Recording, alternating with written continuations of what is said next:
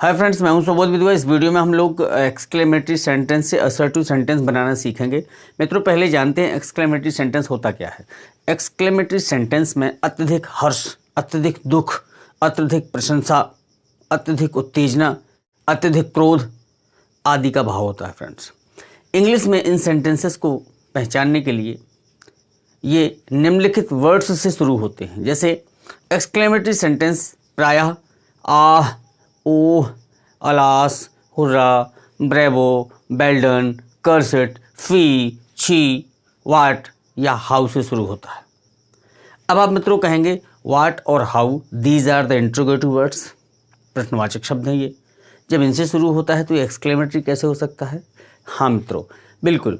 जब ये प्रश्नवाचक शब्द के रूप में वाट, हाउ इस्तेमाल होता है तो सहायक क्रिया सब्जेक्ट के पहले आती है। बट इसमें क्या होता है, हाउ वाट तो सेंटेंस में लगा होगा, लेकिन हाउ या वाट के साथ में सहायक क्रिया हमेशा सब्जेक्ट के बाद आती है। आप इस एग्जाम्पल में देख सकते हो।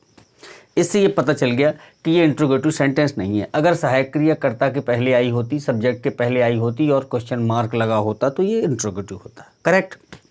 चलिए अब बात करते हैं कि एक्सक्लेमेटरी सेंटेंस अगर दिया है, वो भले ही आपके बोर्ड एग्जाम में दिया हो या किसी कंपटीशन के एग्जाम में दिया हो, और उससे असर्टिव सेंटेंस बनाना है तो केवल 4 नियम मुख्यतः फॉलो होते हैं। इसके अलावा आपको सेंटेंस एक्सक्लेमेटरी नहीं मिलेगा। फ्रेंड्स, चलिए देखते हैं पहला नियम। पहला नियम कहता है कि जब वाक्य हाउ या वाट से शुरू हो और उसे असर्टिव सेंटेंस में बनाना हो तो असर्टिव सेंटेंस प्रायः सब्जेक्ट से शुरू होता है। इसलिए जब भी आप एक्सक्लेमेटरी सेंटेंस से असर्टिव सेंटेंस बनाएंगे तो सब्जेक्ट से शुरू करेंगे, और यदि वाक्य हाउ या वाट से शुरू होता है तो इनको हटा करके इनके स्थान पर वेरी शब्द का प्रयोग कर देते हैं। जैसे एग्जाम्पल के थ्रू, सेंटेंस आपका जब हाउ या वाट से शुरू हो तो आप सब्जेक्ट से शुरू करेंगे तो बनेगा ही इज। करेक्ट। अब हाउ स्मार्ट है तो हाउ या वाटे के स्थान पर आपको वेरी का प्रयोग करना है, तो हाउ स्मार्ट का क्या हो जाएगा? Very smart. आपका असर्टिव सेंटेंस क्या बना? He is very smart. दूसरा देखें, ये तो हाउ हो गया। अगर वाटे दिया हो तब क्या होगा? तो भी ऐसे ही होगा, what a smart person he is. चलिए इसको भी जब बनाएंगे तो वाट की जगह वेरी आना है, लेकिन असर्टिव बनाना है इसलिए सब्जेक्ट से शुरू होगा। तो क्या बनेगा? He is. सब्जेक्ट के बाद हेल्पिंग वर्ब ही इज़। अब व्हाट अ स्मार्ट पर्सन का क्या हो जाएगा? व्हाट का हो जाएगा वेरी स्मार्ट पर्सन। अब आपके दिमाग में क्वेश्चन आ रहा होगा कि इसमें क्या हाउ की जगह व्हाट ए नहीं आ सकता, या व्हाट की जगह हाउ नहीं आ सकता? मित्रों, नहीं आ सकता। इसलिए नहीं आ सकता है, इस अंतर को स्पष्ट कीजिए। जब एडजेक्टिव के बाद यदि कोई नाउन दिया है, जैसे हाउ स्मार्ट, ये क्या है? एडजेक्टिव है। केवल एडजेक्टिव दिया है तो हाउ आता है, ठीक है। और जब इस एडजेक्टिव के बाद यदि नाउन दिया है तब आपका व्हाट का प्रयोग होता है। मित्रों, ये अंतर है इसमें। केवल एडजेक्टिव दिया है तो हाउ का प्रयोग होता है एक्सक्लेमेटरी में। जब एडजेक्टिव के साथ यदि नाउन दिया है तो आप व्हाटे का प्रयोग करते हैं। तो आपकी ये भी अंतर समझ में आ गया होगा। दूसरा नियम देखें। दूसरा नियम कहता है कि जब सेंटेंस व्हाट से शुरू हो लेकिन उसके बाद कोई नाउन दिया हो, एक्सक्लेमेटरी ऐसा सेंटेंस दिया हो जिसमें सब्जेक्ट या वर्ब का भाव व्यक्त ना हो, ठीक है, और केवल व्हाट के बाद नाउन दिया हो, तो ऐसी स्थिति में आपको सब्जेक्ट अपने मन से बनाना पड़ता है। या तो आप इट मानेंगे इसमें या कोई सब्जेक्ट बना लेंगे, और उस नाउन से पहले जो ये नाउन दिया ना, इस नाउन से पहले व्हाट को हटा करके इसके भाव के अनुसार great, fine, grand, strange, beautiful आदि शब्द का प्रयोग कर देते हैं। जैसे आपने इट अपने आप माना, इट इज। करेक्ट।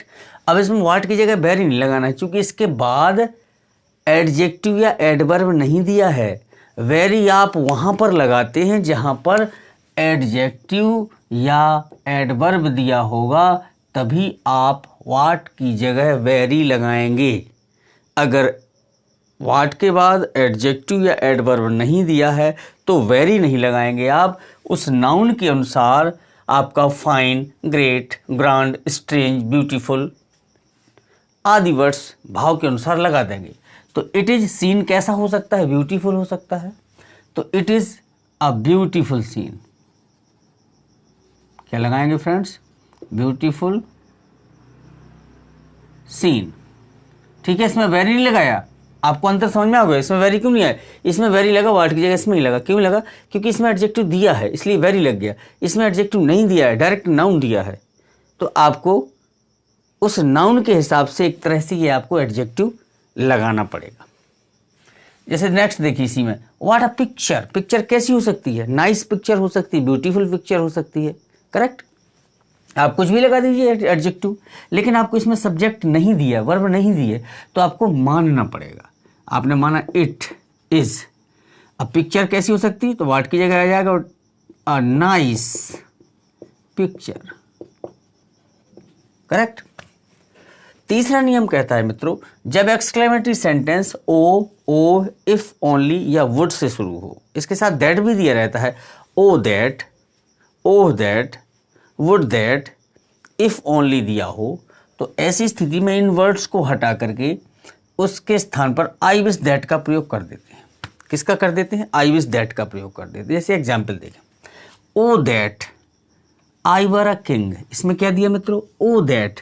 अब यहाँ पर चाहे oh that, would that, if only कुछ भी दिया हो, उसको हटाकर आप यहाँ पे क्या लगाएंगे, I wish that. I wish that दूसरा सेंटेंस जो कहते हो, आई वर अ किंग। मित्रों चौथा नियम कहता है, जब सेंटेंस एक्चुअल जो एक्सक्लेमेटरी वर्ड होते हैं उनसे शुरू हो, जैसे ब्रेवो या वेल डन, ये होता है प्रेज, प्रशंसा करने के लिए, शाबाशी देने के लिए।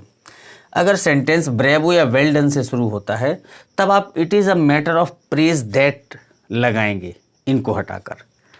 और अगर एलास यानी दुख व्यक्त करने वाला कोई वर्ड दिया है, जैसे एलास है, आह है, ठीक है, तब आप क्या करेंगे, इनको हटाकर सेंटेंस को इट इज़ सैड दैट से शुरू करेंगे।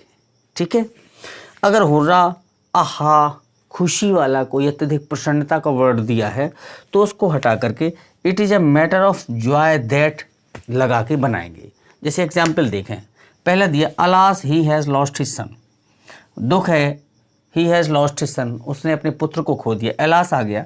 एलास क्या है, दुख की बात है, तो चलिए एलास की जगह क्या लगाना है, इट इज़ सैड दैट लगा दीजिए आप इसकी जगह पे, इट इज सैड दैट। बकाया दूसरा सेंटेंस जो कहते हैं, he has lost his son, ये फ्रेंड असर्टिव हुआ। दूसरा एग्जाम्पल में देखिए, इसमें ब्रेवो दिया है, क्या दिया, ब्रेवो, ब्रेवो माने शाबाश, या वेल्डन दिया होता तो it is a matter of praise that लगाएंगे असर्टिव सेंटेंस बनाने के लिए। इसको हटाकर कैसे जोड़ेंगे, it is a matter of praise that लगाना पड़ेगा। दूसरा सेंटेंस आगे का जो कहते हैं कि he won the match, he won the match.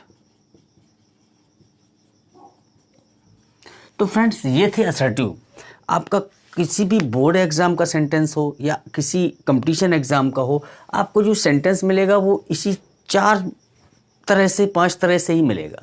पहला तो हाउ या व्हाट से शुरू होगा, असर्टिव बनाना होगा तो सब्जेक्ट से बनाएंगे, हाउ या व्हाट की जगह वेरी लगा देंगे। दूसरा ऐसा है कि जिसमें केवल व्हाट के बाद नाउन दिया है, ना वर्ब दी है, ना सब्जेक्ट दिया है। ऐसी स्थिति में जब व्हाट के बाद कहने का मतलब कोई एडजेक्टिव ना दिया हो, सब्जेक्ट ना दिया हो, तो आप इट इज़ अपने मन से लगा करके इस हाउ व्हाट की जगह फिर आपको वेरी नहीं लगाना है, क्योंकि इसमें एडजेक्टिव नहीं दिया होता है। इसलिए उस नाउन के हिसाब से, भाव के हिसाब से आप एडजेक्टिव अपने मन से इसमें लगाते हैं। तीसरा oh that, oh that, if only या वुड दैट दिया हो तो आई विश दैट लगाते हैं। चौथा बताया था कि अलास दिया है, दुख है तो इट इज़ सैड दैट, हंसी खुशी की बात है तो इट इज़ जॉय दैट लगाते हैं। और अगर आपका शाबाशी की बात है तो it is a matter of praise that लगाकर असर्टिव सेंटेंस बनाते हैं। तो मित्रों ये था आपका एक्सक्लेमेटरी सेंटेंस से असर्टिव सेंटेंस बनाना। फ्रेंड्स मुझे विश्वास है आपको ज़रूर पसंद आया होगा। निकालिए एक्सरसाइज, करिए। इसके बाद भी यदि कोई समस्या है तो मेरे कमेंट बॉक्स में जाकर के कमेंट कीजिए। और मेरे जो नए दर्शक हैं जिन्होंने मेरे चैनल को सब्सक्राइब नहीं किया है तो इसको सब्सक्राइब कर लीजिएगा। मिलते हैं नेक्स्ट वीडियो में एडजेक्टिव और एडवर्ब के 3 रूप के साथ यानी डिग्री के साथ, पॉजिटिव, कंपैरेटिव, सुपरलेटिव के साथ। नमस्कार।